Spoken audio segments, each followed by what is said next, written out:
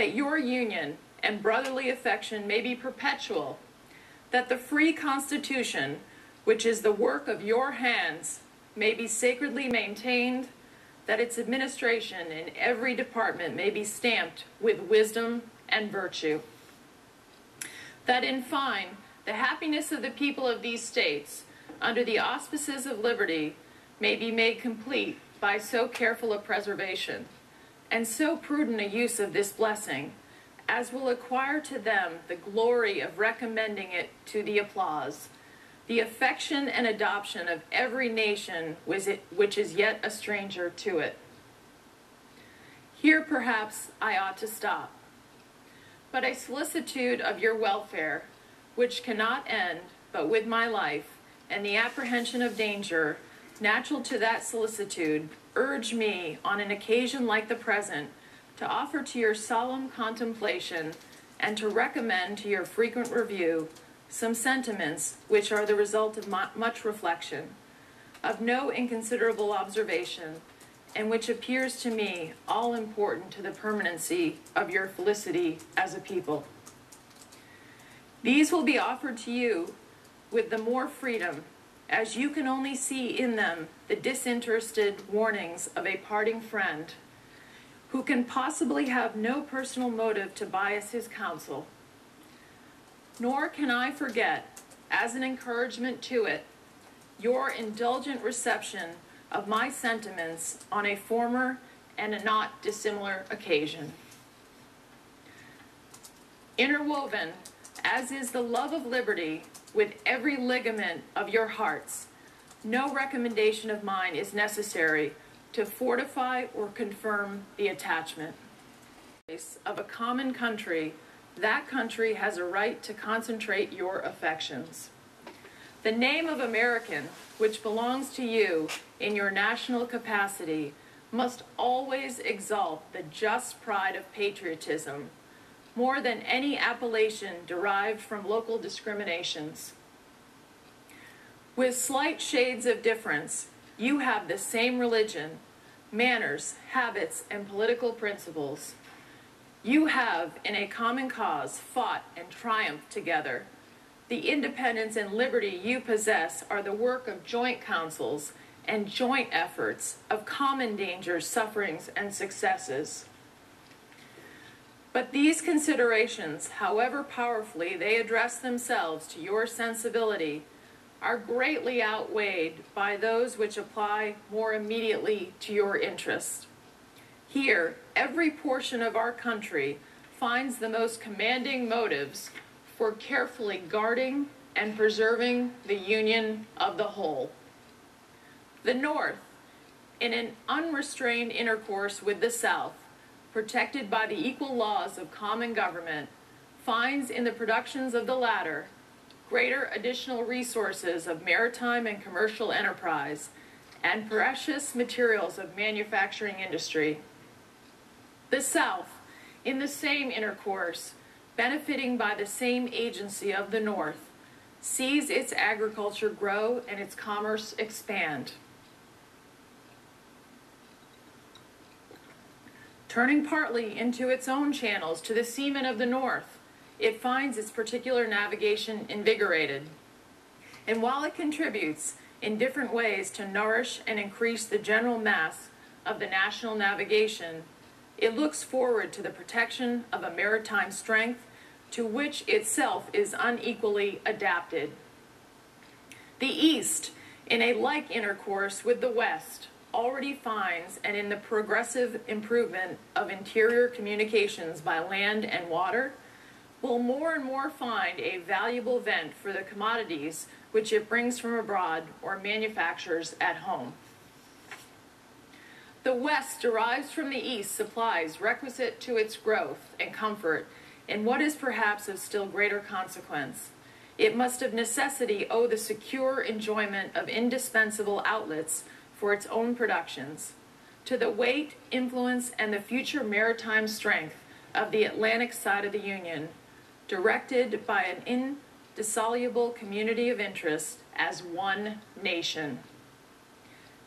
Any other tenure by which the West can hold this essential advantage whether derived from its own separate strength or from an apostate and unnatural connection with any foreign power, must be intrinsically precarious. Prosperity, religion, and morality are indispensable supports.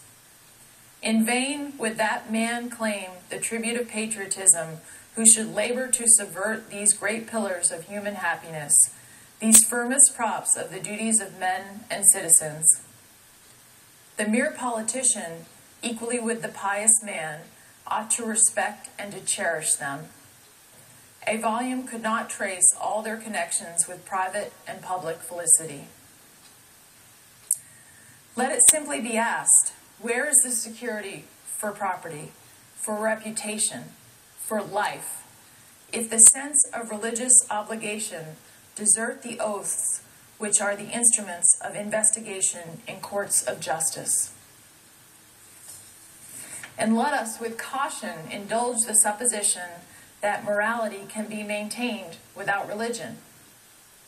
Whatever may be conceded to the influence of refined education on minds of peculiar structure, reason and experience both forbid us to expect that national morality can prevail in exclusion of religious principle.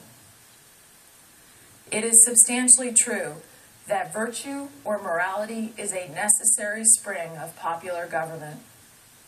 The rule indeed extends with more or less force to every species of free government. Who that is a sincere friend to it can look with indifference upon attempts to shake the foundation of the fabric? Promote then, as an object of primary importance, institutions for the general diffusion of knowledge. In proportion as the structure of a government gives force to public opinion, it is essential that public opinion should be enlightened.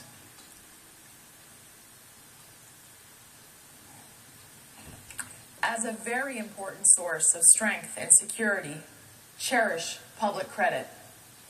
One method of preserving it is to use it as sparingly as possible, avoiding occasions of expense by cultivating peace, but remembering also that timely disbursements to prepare for danger frequently prevent much greater disbursements to repel it.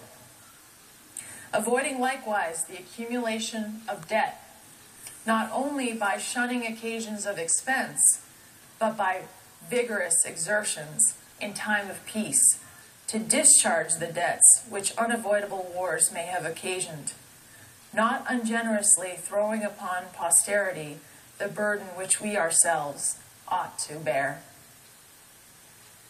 The execution of these maxims belongs to your representatives, but it is necessary that public opinion should cooperate. To facilitate to them the performance of their duty, it is essential that you should practically bear in mind that towards the payment of debts there must be revenue, that to have revenue there must be taxes, that no taxes can be devised which are not more or less inconvenient and unpleasant, that the intrinsic embarrassment inseparable from the selection of the proper object, which is always a choice of difficulties, ought to be decisive motive for a candid construction of the conduct of the government in making it, and for a spirit of acquiescence in the measures for obtaining revenue, which the public exigencies may at any time dictate.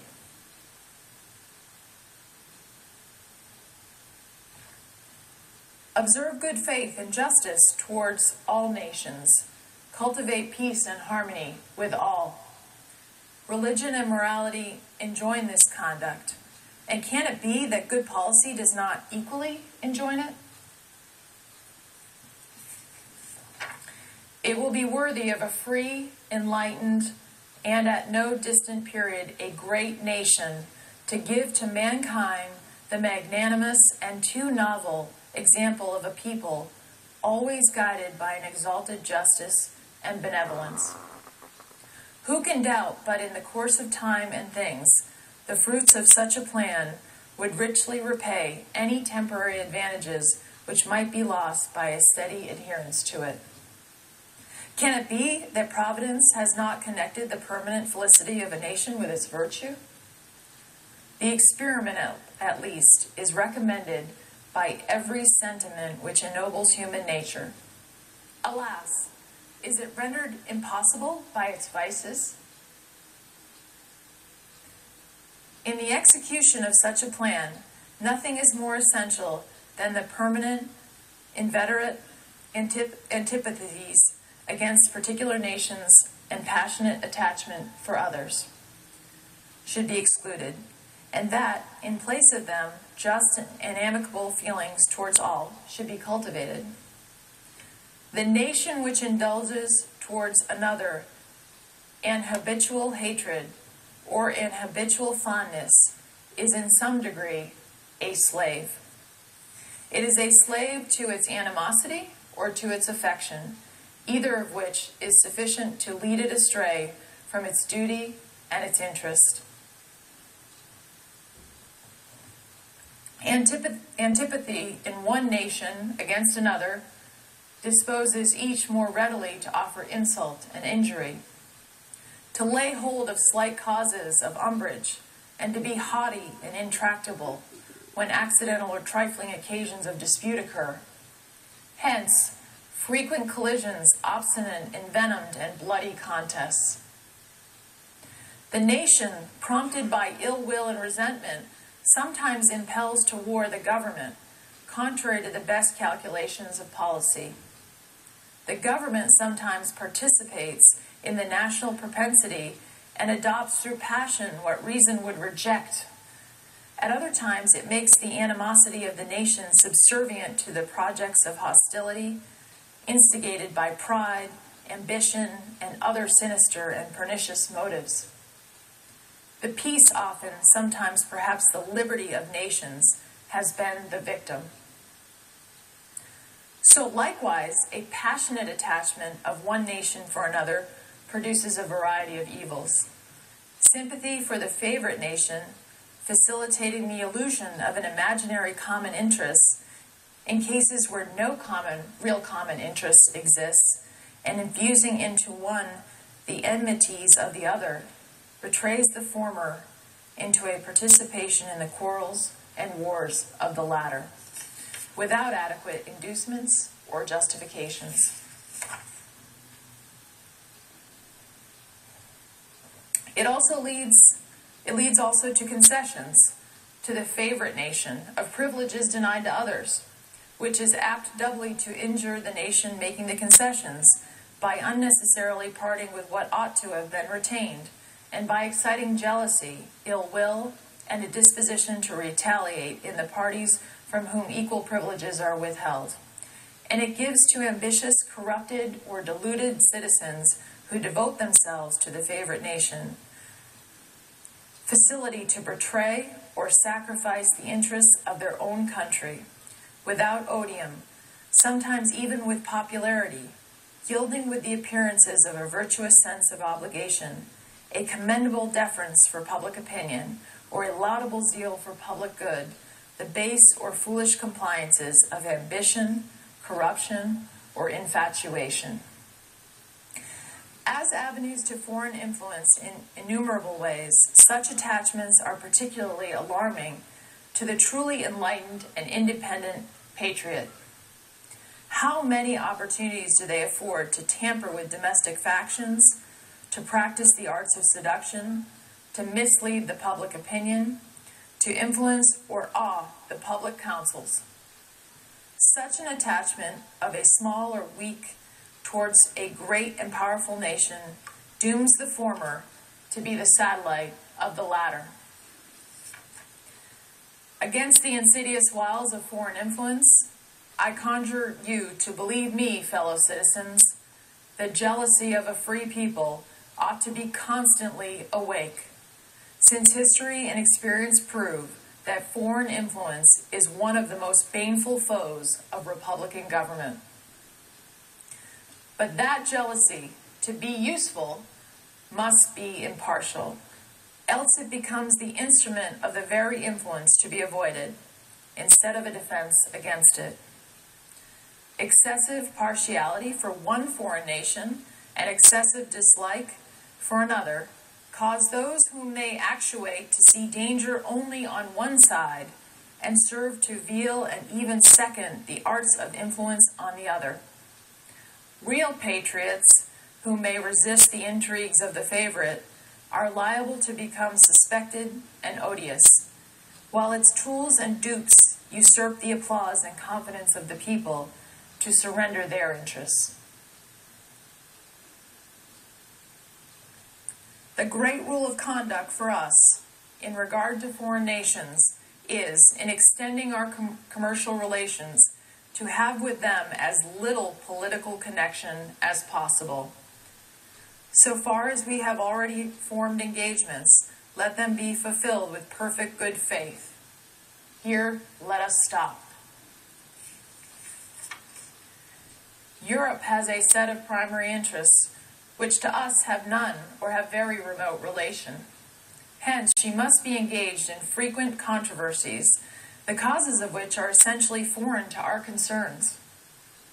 Hence, therefore, it must be unwise in us to implicate ourselves by artificial ties in the ordinary vicissitudes of her politics, or the ordinary combinations and collisions of her friendships or enmities. Our detached and distant situation invites